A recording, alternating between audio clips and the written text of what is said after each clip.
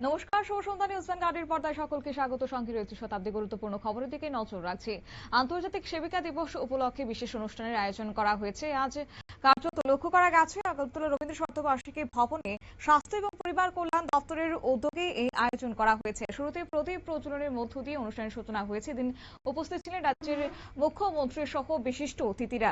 মুখ্যমন্ত্রীর হাত ধরে এদিন প্রদীপ প্রজ্বলনের মধ্য দিয়ে সূচনা হয়েছে অনুষ্ঠানের। পাশাপাশি নার্সিং পেশার সঙ্গে যারা জড়িত ছিলেন তাদের এদিন সম্মান জানিয়ে বক্তব্য রেখেছেন বিশিষ্ট অতিথিরা। কি বললেন এদিন রাজ্যের মুখ্যমন্ত্রী, শুনুন।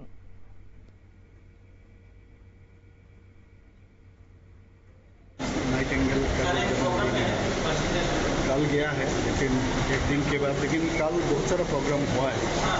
ये नर्सिंग इंस्टीट्यूट से भी हुआ है पूरा राज्य में, और हमारा डिपार्टमेंट से भी हुआ। आज यहाँ पर इसका पालन हुआ है 11 तारीख।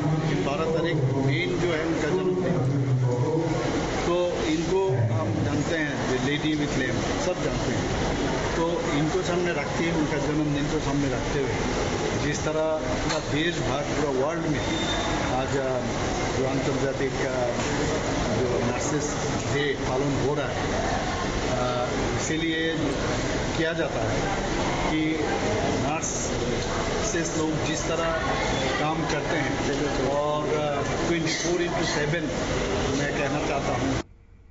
আপনারা শুনেন এদিন মুখ্যমন্ত্রীর বক্তব্য। একান্ত সাক্ষাৎকারে তিনি এদিন নার্সিং দিবসের গুরুত্বপূর্ণ ভূমিকা, সেবিকাদের গুরুত্বপূর্ণ ভূমিকা এদিন তারা তুলে ধরেছেন রাজ্যের মুখ্যমন্ত্রী। পাশাপাশি বক্তারা বলেছেন যে সমাজের প্রতিটি স্তরে স্বাস্থ্য পরিষেবা পৌঁছে দিতে নার্সদের যে ভূমিকা রয়েছে তা অত্যন্ত গুরুত্বপূর্ণ। রোগীর সেবা, মানসিক সাহস যোগানো এবং চিকিৎসকদের সেক্ষেত্রে সাহায্য করার ক্ষেত্রে অত্যন্ত ভূমিকা পালন করছে এই স্বেচ্ছাসেবীরা এবং পাশাপাশি সেবকরাও। সেক্ষেত্রে কিন্তু বিস্তারিত বিষয় এদিন তুলে ধরেছেন উপস্থিত অতিথিরা। নিয়ে নিচ্ছি ছোট্ট একটি বিজ্ঞাপন বিরতির সঙ্গে থাকুন।